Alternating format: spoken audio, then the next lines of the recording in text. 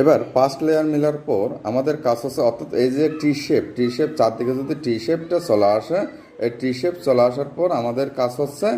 এটাকে second layer, first layer second layer দুইটা layer মিলানো। হ্যাঁ, এখন আমি করব কি, দেখতে হবে এই যে যেহেতু গ্রিন আমি এখানেও গ্রিন নিয়ে আসবো, তাহলে আমি এটাকে ঘোরাবো, এই যে গ্রিন নিয়ে আসলাম, গ্রিন, তাহলে হোয়াইট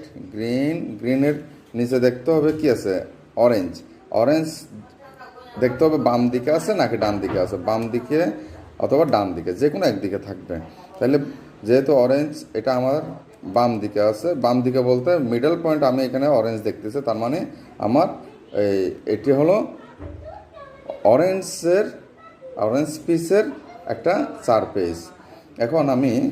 এই যে অরেঞ্জকে তার বিপরীত দিকে, এই পাশে আছে রেড, আমি রেডের দিকে নিয়ে যাব, এই রেড